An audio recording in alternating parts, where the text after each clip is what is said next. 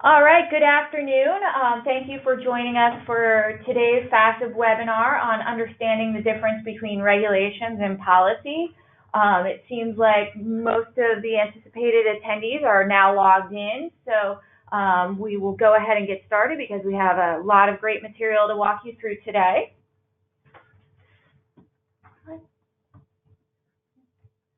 So as I said, today's webinar is understanding the difference between regulations and policy. I'm Yvette Seeger. I'm the Director of Science Policy here at FASEB, and I am joined by Ann Deschamps, who will introduce herself so you can you get used to her voice. Hi, I'm Ann. I'm the Associate Director of Science Policy. And today we hope to walk you through a few things. Here's the agenda for today's webinar. First and foremost, if you are new to FASEB, we will make sure that you know who we are.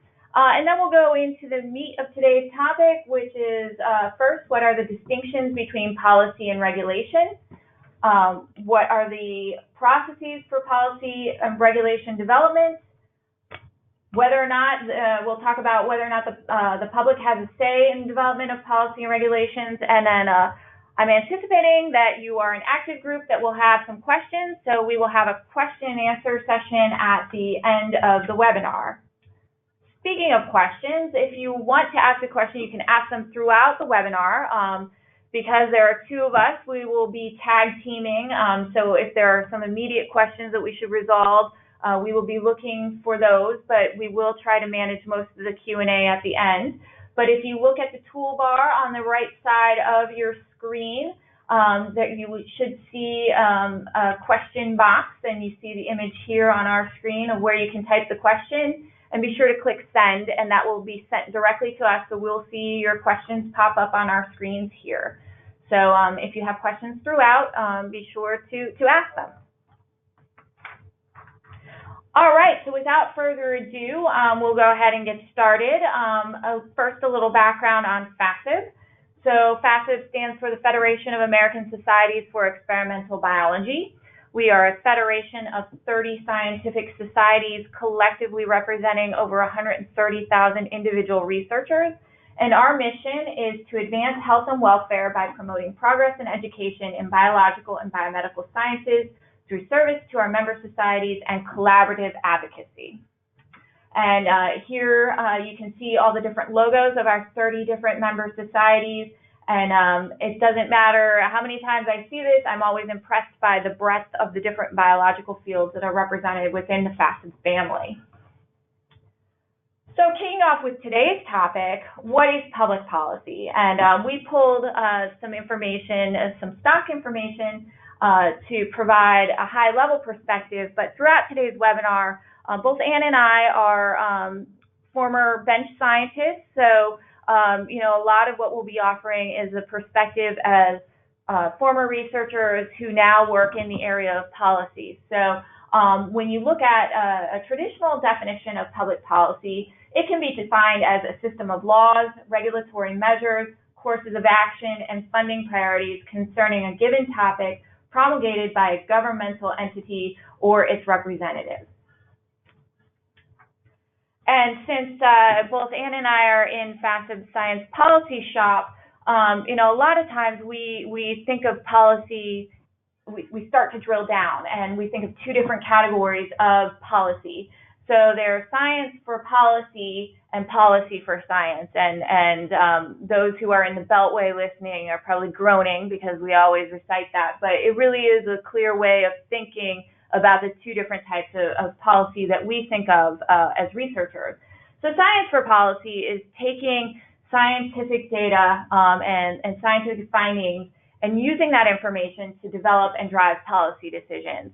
So you know that a certain action happens when classic example is the Clean Air Act. You know that there are certain amounts of particles in the air, and if you determine the levels that are acceptable based on the best science that's available. Policy for science is a little bit more of what we do on a day-to-day basis here at FASEB. So these are the government laws, regulations, and policies that affect scientists and the research and development enterprise that they pursue. So this is the stuff that guides all of the science that you're doing. So all of the different rules and policies that you need to follow as you're conducting your science, that is policy for science. So how is public policy made? So there are different ways to approach this, but we highlighted it in 4 bullets.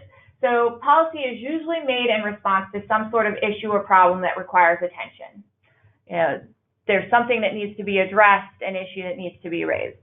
Policy might take the form of law or regulation or the set of all the laws and regulations that govern a particular issue or problem. Third, policy is made on behalf of the public. So as scientists, you are members of the public. And policy is oriented toward a goal or desired state, such as the solution of the problem. Some key definitions, and don't worry, we'll come back to these throughout the webinar, but we thought it would be easier to introduce some core definitions of what we're going to be talking about today, because a lot of times some of these terms are used interchangeably, and that's not always correct. So first and foremost is law. So laws are products of written statutes passed by the U.S. Congress and signed by the President. Regulations are standards and rules adopted by administrative agencies that govern how laws will be enforced. These have the force of law. This could get you in trouble. Policies are implemented by agencies to establish uniform processes and reporting expectations. Not law, but non-compliance can lead to some negative consequences. And then last are guidance documents. These are issued by agencies to assist in the interpretation of regulations. Any of you who have tried to have a light read of federal regulations know that sometimes there's language that isn't quite easy to interpret or hard to follow, and a lot of times these guidance documents provide case studies to help clarify how the regulations should be interpreted. All right, so that is the introductory part, and now we're going to get into the nitty-gritty. Ann and I have split up the material in terms of regulations and policies, and so I will turn it over to Ann so that she can talk about regulations. Ann? All right, thanks, Yvette. So as she mentioned, I'm going to give a brief overview of the processes U.S. agencies use to develop regulations. So what governs the development of these new regulations? It's the Administrative Procedure Act, or APA. This is a law that was signed into effect in 1946, and it tells federal agencies how to propose and establish rules. For these purposes, the term rule and regulation are synonymous, and that sometimes is confusing, but I just want to put that out there, that rules are regulations. And the Administrative Procedure Act defines a rule as an agency's statement of general or particular applicability designed to implement, interpret, or prescribe law or policy, or describe the organization, procedure, or practice requirements of an agency. The APA applies to both federal executive departments, which are those headed by a cabinet secretary, such as the Department of Health and Human Services, and independent agencies which do not have a cabinet head, such as the National Science Foundation. So why would one develop a new regulation? There are numerous reasons for regulations to be made or amended. The first and probably most popular is because Congress passes a law. Laws often do not include all the details needed to explain how an individual, business, state or local government or other might follow the law. Thus, regulations are needed to help interpret the law and provide specific requirements about what is legal and what isn't. Other factors agencies might consider for rulemaking include new technologies or new data on existing issues, concerns arising from accidents, recommendations from congressional committees or federal advisory committees, lawsuits or petitions from interest groups, corporations, states, or members of the public. There are also presidential directives or prompt letters from the Office of Management and Budget that could prompt agencies to develop new regulations. So there are several types of rulemaking that agencies can undertake. Informal rulemaking, also known as the notice and comment rulemaking, is the most commonly used process. It ensures public participation in the informal rulemaking process, and agencies are required to provide the public with adequate notice of a proposed rule, followed by a meaningful opportunity to comment on the rule's content. I'm going to go over this process a little bit in more detail in subsequent slides, but first I'm going to go through a few of the other types of rulemaking. In certain cases, an agency must undergo formal rulemaking, when this is more of a courtroom-style proceeding. During formal rulemaking, decisions are reached on the basis of evidence given and received on the record. This isn't used very often, and the Supreme Court has ruled that formal rulemaking requirements are only necessary when Congress explicitly requests rulemaking on the record. Now, there's the hybrid type of rulemaking, and as its name implies, it's a cross between informal and formal procedures. Hybrid rulemaking statutes may require that the agency hold hearings, allow interested persons to submit oral testimony, and give participants opportunities for cross-examination and questioning. So a direct final rule is one where agencies feel that the information contained in it is routine and non-controversial. It allows agencies to quickly and efficiently finalize rules. In these cases, rules become final on a specific date unless an adverse comment is received by the agency. Finally, there are negotiated rules. These allow interested persons and interested groups to consult directly with an agency during the development of a rule. The goal is to increase administrative efficiency and decrease subsequent opposition to a promulgated rule by those outside groups. It's important to note that rules that have been promulgated through the notice and comment process have the force of law, which Yvette mentioned already, and these are typically known as legislative rules. Non-legislative rules include interpretive rules, general statements of policy, and rules of agency organization, procedure, or practice, and these do not carry the force of law. So, as we've already discussed, the initiating events that dictate when new regulations might be required include passage of a new law, new technology, etc. After that, the next step is to determine whether a rule is needed. There are several exemptions in the APA to the notice and comment requirements, and these include rules relating to military or foreign affairs, rules relating to agency management, regulations, or procedures, or any rule for which the agency says it has good cause, and that the process to rulemaking would be impractical, unnecessary, or contrary to the public interest. The APA's exemptions for interpretive rules and general statements of policy exclude the vast majority of agency statements. These are typically considered to be informal statements or guidance documents as opposed to binding legislative rules. Okay. So once it's been established that the notice and comment are required, the agency prepares the proposed rule. They may gather information through unstructured processes and informal conversations with people and organizations interested in this issue. They then they develop what is termed a Notice of Proposed Rulemaking, or NPRM. This is the official document that announces and explains the agency's plan to address a problem or accomplish a goal. In certain circumstances, the agency may develop an ANPRM, or Advance Notice of Proposed Rulemaking. This allows the agency to collect additional information in advance of developing the proposed rule. Anyone interested may respond to the ANPRM by submitting comments aimed at developing and improving the draft proposal, or by recommending against issuing the rule at all. The next step is review by the Office of Management and Budget. The Office of Information and Regulatory Affairs within OMB analyzes draft proposals when they are deemed significant. This can be due to economic effects or because they raise important policy issues. For significant rules, the agency must establish the costs and benefits of the rule and consider alternative solutions. If the proposed rule requires the public to provide information to the government, the agency must also estimate the paperwork burden on the public and obtain permission to proceed. So next is the publication of the proposed rule in the Federal Register. For those who may not know, the Federal Register is the official daily publication of the government that provides rules, proposed rules, and notices of federal agencies and organizations, as well as executive orders and other presidential documents. There are several required parts that the notice of proposed rule must include. It must have a preamble that contains a summary of the issues, actions under consideration, and why the rule is necessary. The agency will invite anyone to comment on the proposed rule, set a date for comments to be submitted, and specify methods for submitting those comments. The agency must also identify the legal authority for issuing the rule.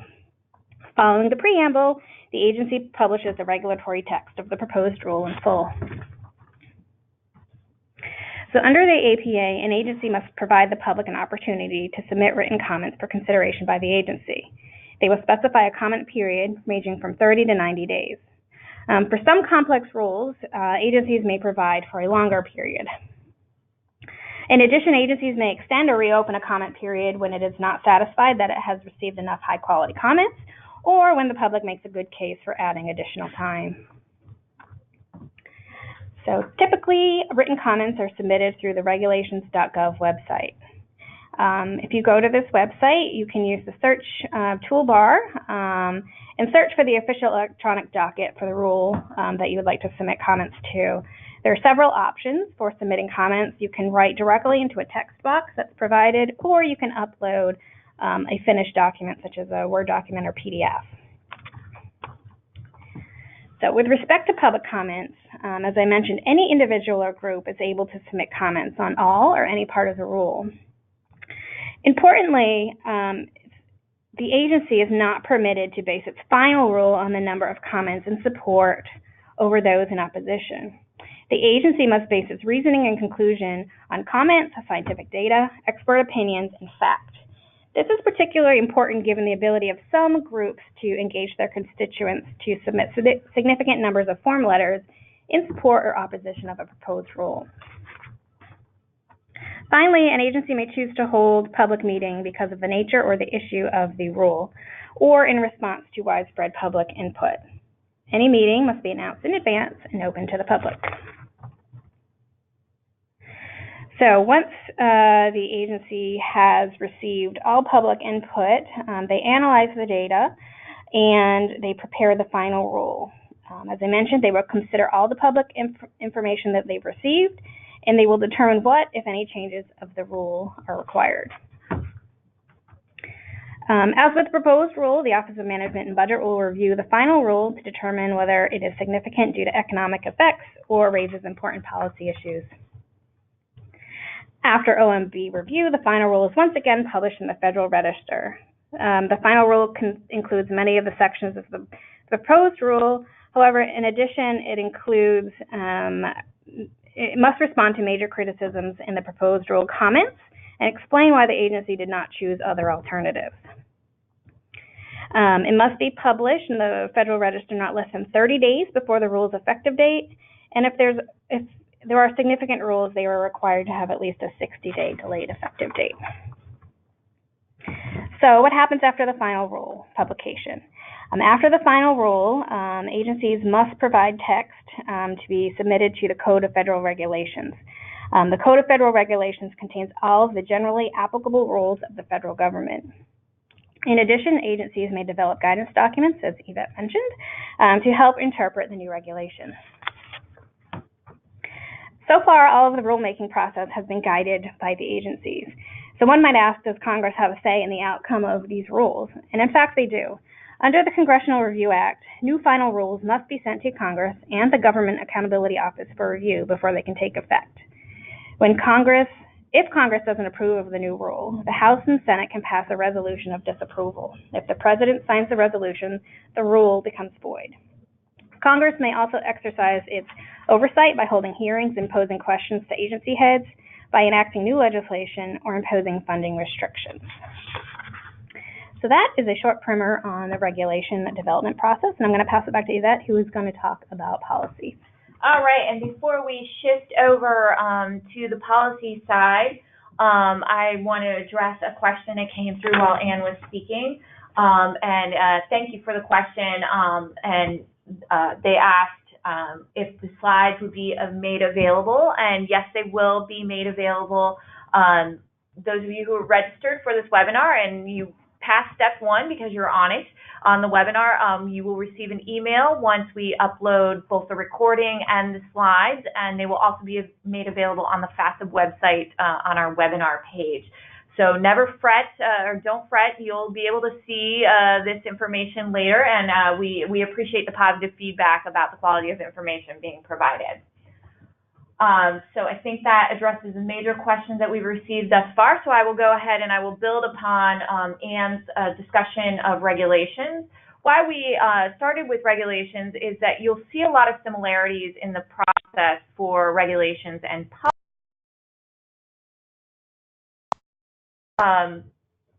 So I thought it was great to have Anne walk through the fairly complex process for regulations so that you can compare and contrast some of the differences for policies. So just to reiterate, since it's been a few slides since you saw our definition about policies, so policies are implemented by agencies to establish uniform processes and reporting expectations. Again, they aren't law, so what Anne just walked you through becomes part of the code of law, but non-compliance can lead to negative consequences, and hopefully as I walk you through some of the examples, you'll be like, oh yeah, I've encountered that. And so you encounter policies so much in your day-to-day conduct of research. Policies are typically intended to address procedural issues. So I've highlighted a couple of the more common ones here. So many of you who have grants through federal agencies, the NIH grants policy or the National Science Foundation grants policies, those are policies. It's in their name. It's what you agree to follow as part of receiving a grant award.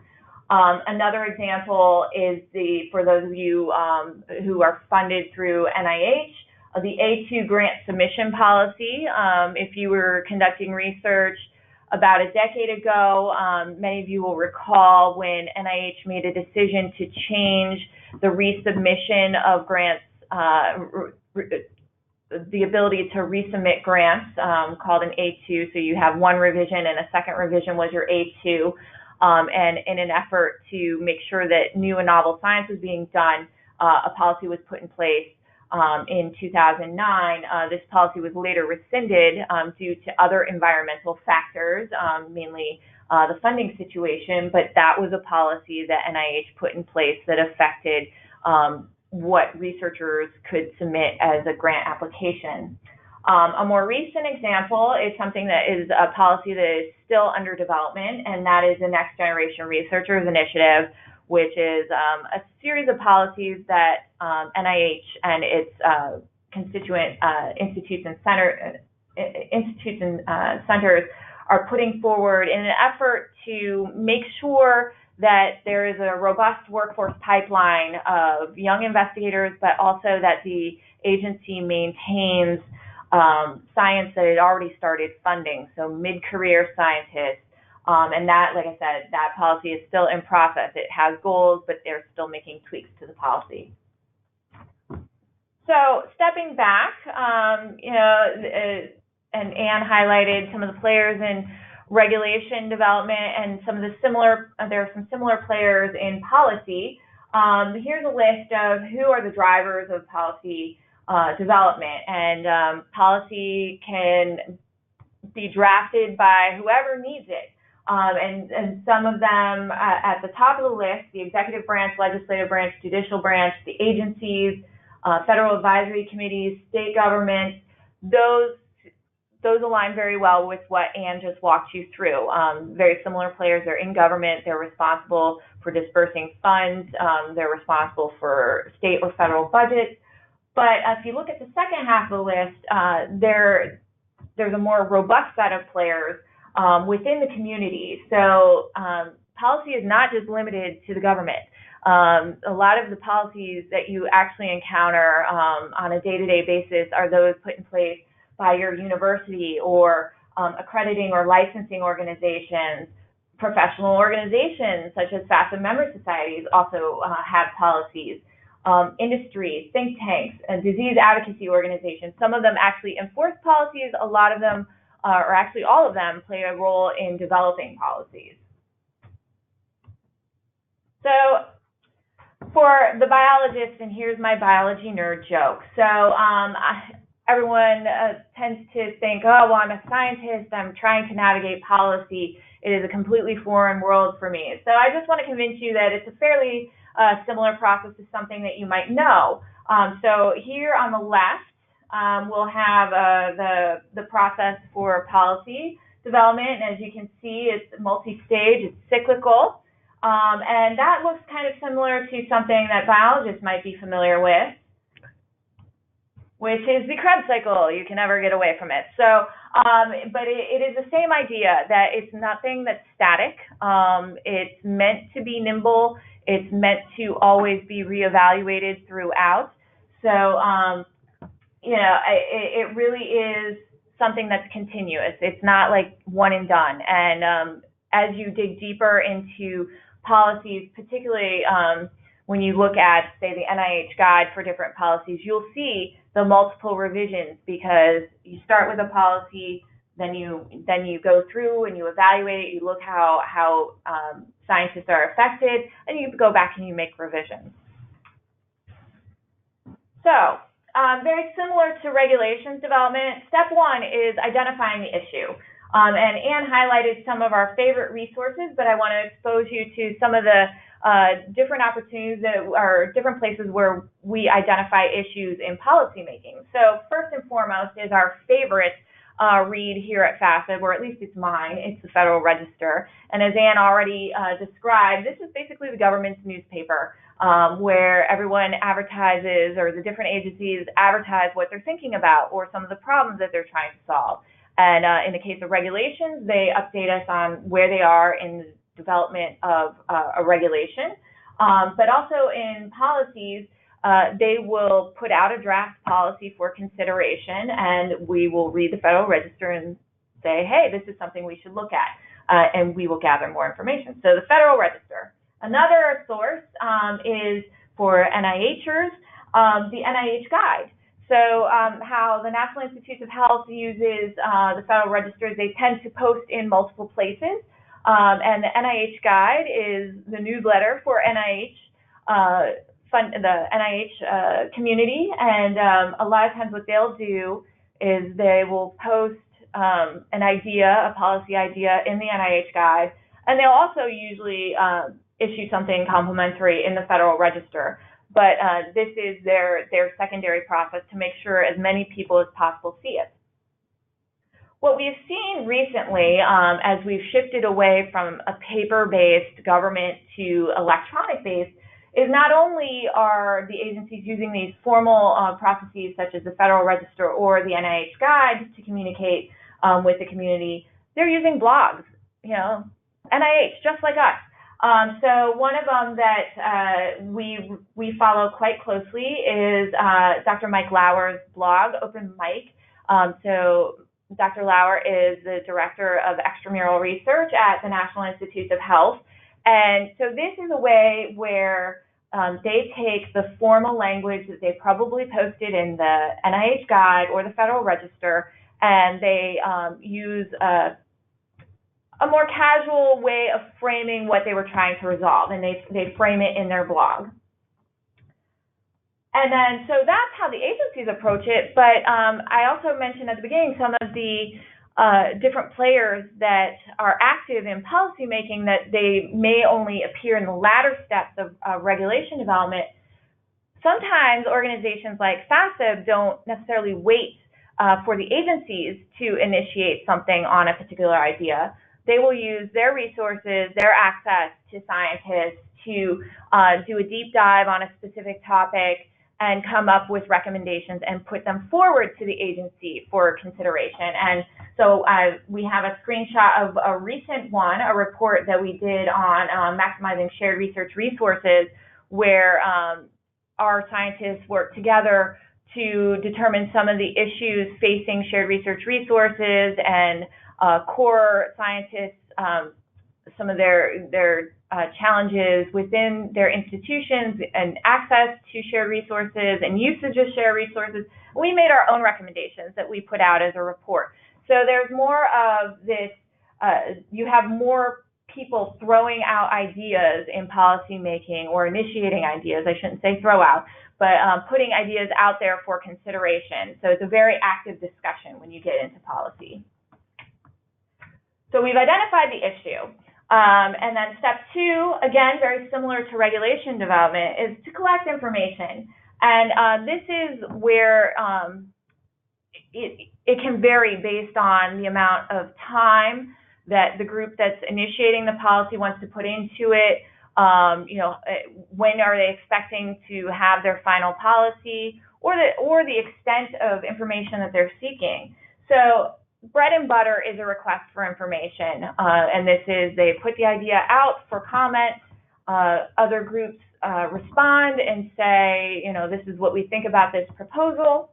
In addition, a lot of times they will supplement this with doing expert interviews. This is a lot of what you see with federal advisory committees or the national academies. So anytime you see the result of a national academies report, this incorporates expert interviews and also testimony and public comments, where groups that are known to be leaders in certain areas are invited to present their experiences relative to a policy that they're considering. Another option is database combing and literature searches. I mean, you've got to do your homework as you're developing a policy. Check out the landscape. What do the data show? What does existing information show that could be helpful? And you're trying to identify gaps, see if there are areas of overlap, making sure that you have all the pieces of the puzzle as you're developing a policy. The third step is, once you gather all the information, is to develop recommendations. And I feel sad that the develop recommendations slide is actually very short, because this is the hard part. You can collect information all day, you can get feedback from the community, you can listen and learn, but when it comes down to developing recommendations, it is hard. It is not just 3 lines on a slide. It is taking all of that data and feedback to develop recommendations that will work for a broad community. The end goal is that everything that you put forward as a recommendation, you hope that if it gets implemented, it will enhance processes and not add burden. You try to think of all the different pitfalls that you could face when you're developing a recommendation, or all the different interpretations. So minimal slide, but a lot here in step 3. Step 4 is implementation. And so one of them, we'll start with the NIH grants policy statement. This is something that is pushed out every fiscal year. So the grants policy statement needs to be updated for every fiscal cycle. Most of the material is the same per year, but as NIH looks at implementation of previous grants policy statements, but also directives from Congress, there will be updates to this pretty massive package of terms and conditions for grant awards. So this is what they're saying: when you get your grants, you agree to this policy statement. Another one is looking at the implementation. I mentioned earlier the Next Generation Researchers Initiative. So the grants policy statement is something that there's a back and forth between your institution as the grantee and NIH as the funder. But in terms of policies such as the Next Generation Researchers Initiative, how they have rolled out that policy to the public is, these are our goals, and these are what the different institutes and centers are going to do, or we've tasked them with updating their processes to make sure that they hit certain goals for early career investigators or early stage investigators. And that was issued through the NIH guide. And then within each institute or center at NIH, they have their own policies that as they go through and fund grants, to make sure that they are meeting this overarching agency policy. So that's implementation. Step 5 is evaluation.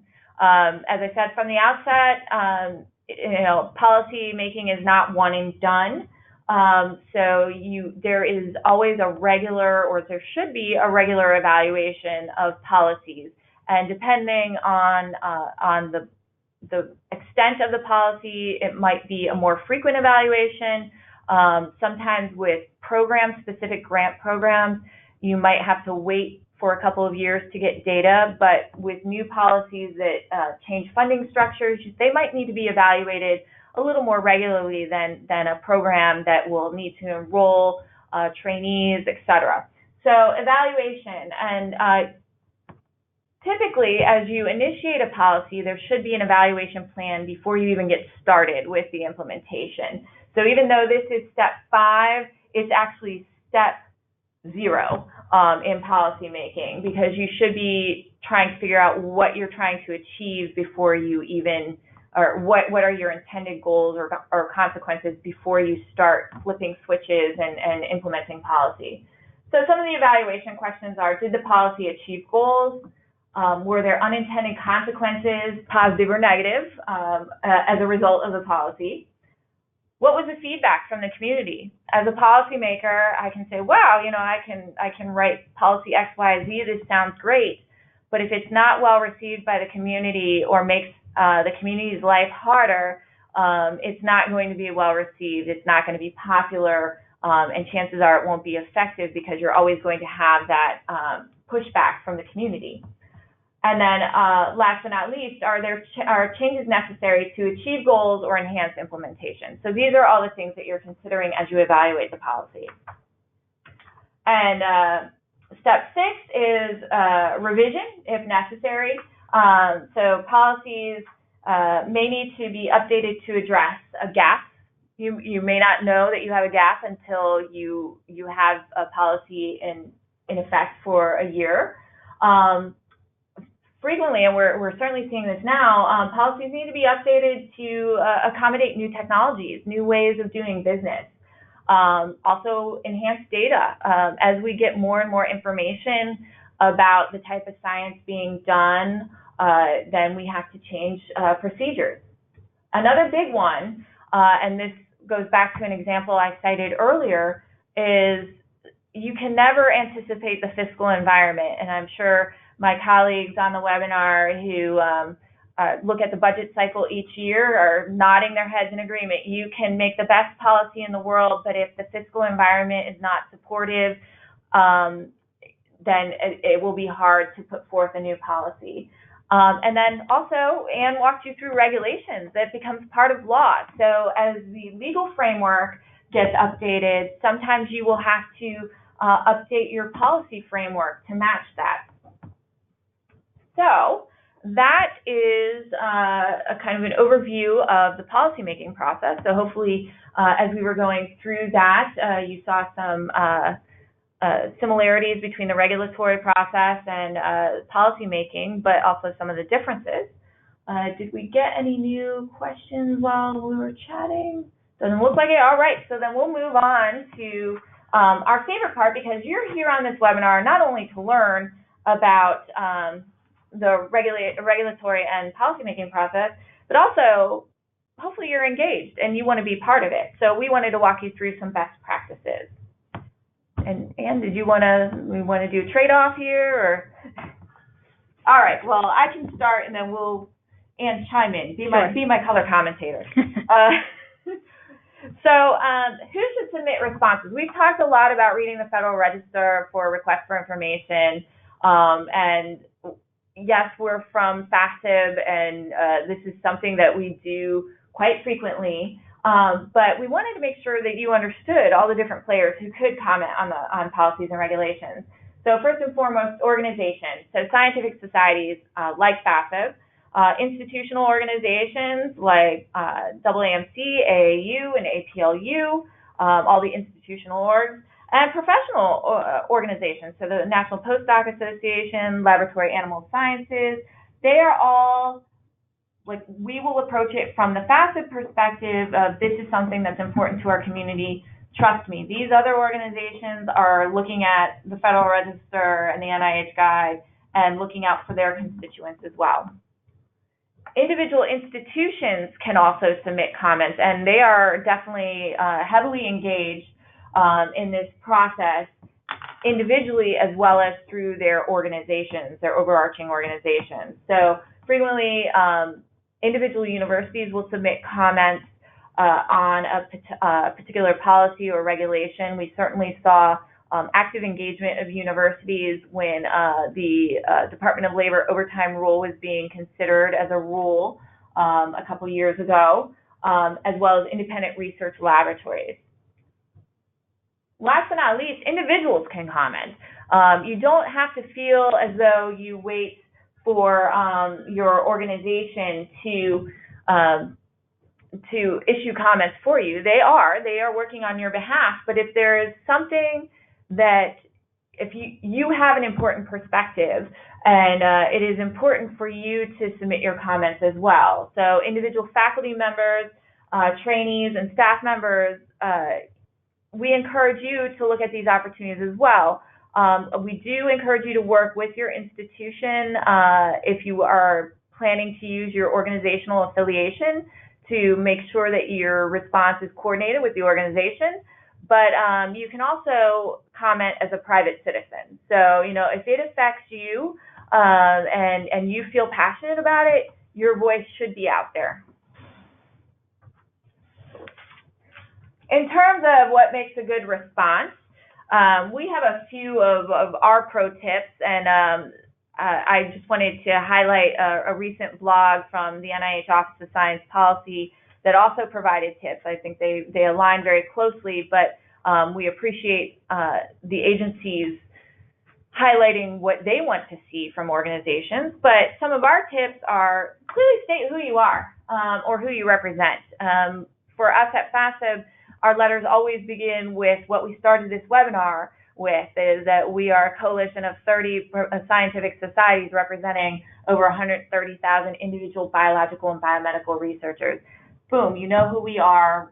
You get a flavor of who we are, our perspective. I would say also our second bullet is to make your letter personalized.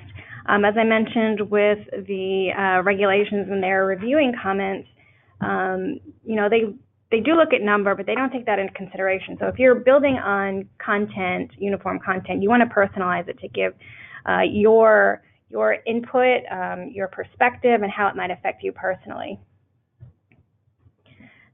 You might also want to identify unintended consequences from the proposal.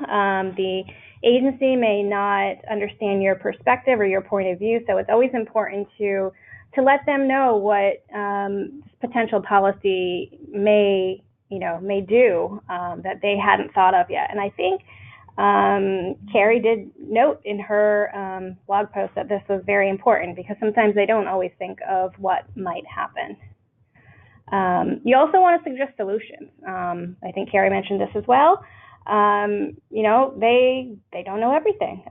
You are in the position to provide them ideas and solutions that they may not have heard. And don't just reiterate the problem. That doesn't help anybody, further advance the policy. And as scientists, you all know that data is king. So you should always try to provide data if it's available to justify any rationale. If it's going to cost money to implement this new policy, or is it going to require more staff time, I think it's important to try to have some data to back that up. And I always like to tell people to offer additional information, offer to be available to them if they want to speak more about your position or the potential consequences of the new policy. So before we shift to one slide, I do want to address a really great question that came through. If a call for comments is out, is there a greater weight if it is a university president, research society, or individual lab? Is there a difference? That is a terrific question. I don't think it's necessarily. I want to say that it's more the content with what Anne just walked you through, the type of information you offer. But there are the trusted sources. So that's why it's important to state who you are. If you're representing yourself, if you're representing your institution, when we lead with a letter on FASEB letterhead, there's a reputation that we have, and that's the same for other scientific societies or institutional organizations. They become trusted brokers as part of that. But if you are freely available to submit your comments as a private citizen, or if you wanted to do an institutional letter, yes, the buy-in from your president is fantastic. Having the multi-signatures, fantastic. Showing how, looking at cross departments, if you can get that engagement across your university, it is challenging on some of the timelines that we have. But, you're looking at, or certainly when you're evaluating a response, you're looking at how many people have contributed and the different perspectives that are represented. So hopefully that addressed that comment. I just wanted to pause before we shifted over to our last batch of tips.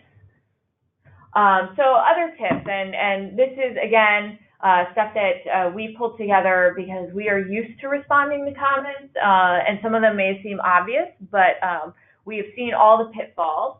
Again, follow the instructions for submission. A lot of times, what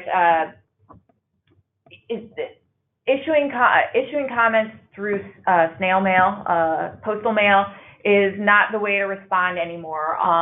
There are different ways of submitting your comments. As Anne highlighted, regulations.gov has an upload process where you can write your comments in a Word file or PDF and you upload them to the system. If you don't upload them to the system, they are not counted. So it's very important to follow submission guidelines. Almost all of them require electronic submissions. Many must be submitted through web forms. This has been a recent thing that we've been seeing, and I understand it makes it a lot easier to process what the comments say. But if it's a web form with a discrete length, be sure to follow those instructions. And that leads to the other point: adhere to the word limits.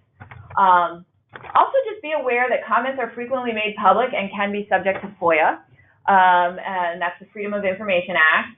So, again, this goes back to the comment about coordinating with your institution about what you're possibly going to say if you're going to use your institutional affiliation. But also don't submit proprietary information because it's not going to be private. It is not just a communication between you and one person at the agency. As a private citizen, I could submit a FOIA request to see all the comments received in response to a request for information.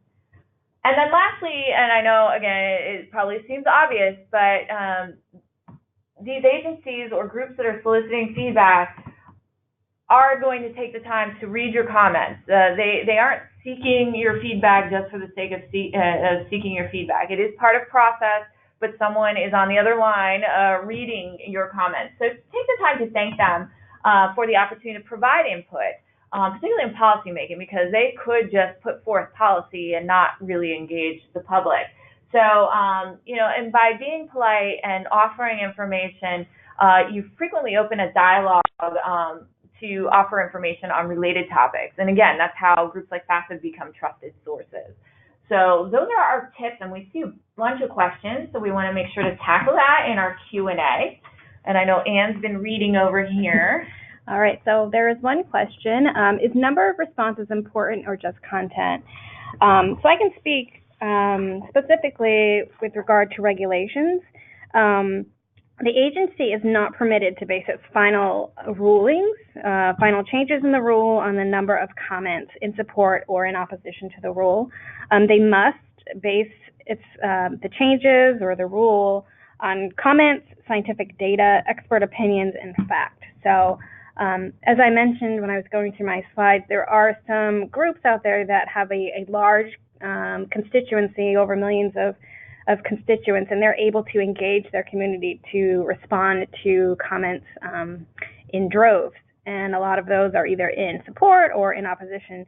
And it's good. I would think that the agency is not able to base their their final rule on the total number, and that they must use data and fact and expertise.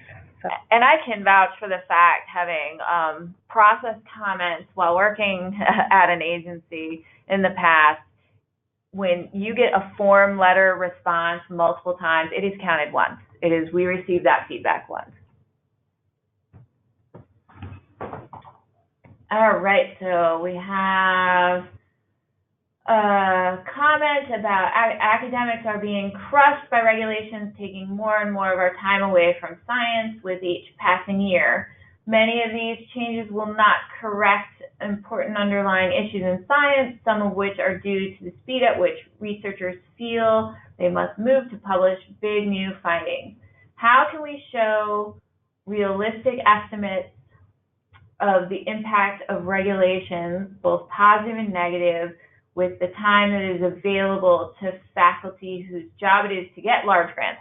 Yes, you highlighted something that's very near and dear to the FASEB heart, regulatory burden. So there are a lot of groups that are evaluating and listen to you in the surveys, the Federal Demonstration Project, where they look at the amount of time that you all are spending trying to respond to regulations, and the numbers are quite striking, as you have noted.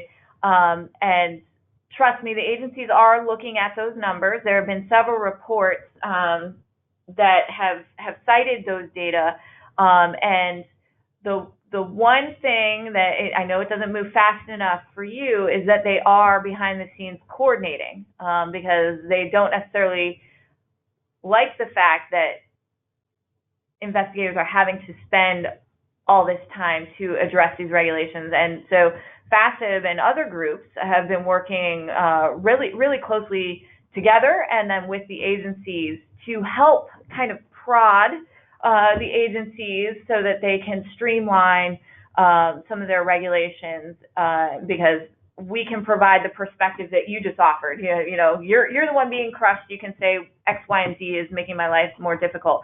Unfortunately, the process isn't super rapid, but that is part of all the checks and balances. But I can reassure you that we are continuing to fight that good fight.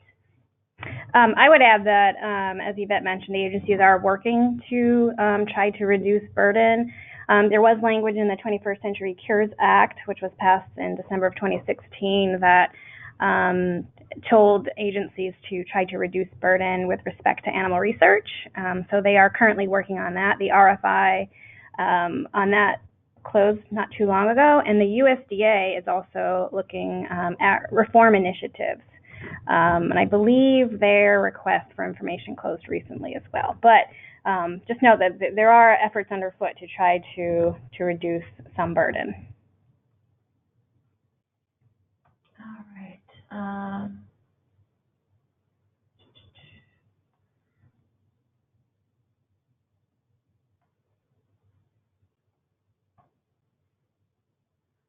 We're just scanning through. You guys are offering some great questions.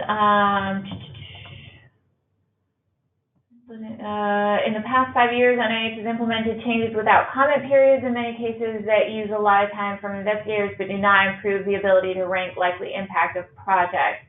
How can the research community most effectively and efficiently push back on these changes? Yeah, good question. I would say that NIH tries to engage the research community. I wouldn't say that they put forth policies without a comment period, but there are some that they just have to make a specific decision. What we advise our scientists is, engage with your professional society, make us aware of some of the issues you are encountering, because we are able to have the one-on-one meetings with agency officials, and we collect information about some of the challenges that you are facing. So if there are specific issues that you are encountering that you don't feel are being addressed policy-wise, we keep a record of, okay, this is something that has been working, or we're hearing several complaints about this, and we try to engage in the dialogue with the agency officials. So here's a question. Has FASEB submitted comments to any RFI or other? How do you do it in practice to provide responses that represent FASEB larger community views? So that's a good question. FASEB oftentimes responds to requests for information, and we have a whole process by which we try to engage our member societies in collecting the views of the different societies that we represent. We do it through working groups that have specific expertise on a particular area. We get their input, and then it goes through a chain where it receives approval by our Science Policy Committee and our board. So we do respond to many RFIs when they are out, if it's something that we can do that represents our broader community. I don't know if you wanted to add anything to that, Yvette. No, I mean, we are typically responding, we are typically issuing statements or comments in response to policy at a rate of about 2 per month. So, you know, I strongly recommend, if you aren't already subscribing to our Washington Update newsletter or checking out the news section of the FASEB website, you can, we're pretty quick at posting all of our comments on our news items. And certainly if you're on social media, we highlight a lot of our comments in our posts as well. So we definitely like our scientists to see what we've put together. So thank you for that question. There was a question I saw about the binning, like when there are form comments. Okay, so there was another question, and I just want to reiterate the point, and then I'll get to the other question that we're looking at about binning. In terms of form comments being counted the same as individual comments, my experience, and this is my experience having done the processing of comments from requests for information, is they will bin, for lack of better phrasing, all of the bulk comments. If it's the same text and it's clearly a copy paste with somebody else's name at the bottom, we will frame it as X amount of comments were received with this text and count them as one perspective, because it's clear that that wasn't a unique perspective. You know, and then we'll look at the different organizations with their varied text. Those are considered independent responses. That was my experience. And I don't want to assume anything, but it is likely that that is how they are continuing to be processed by many federal agencies.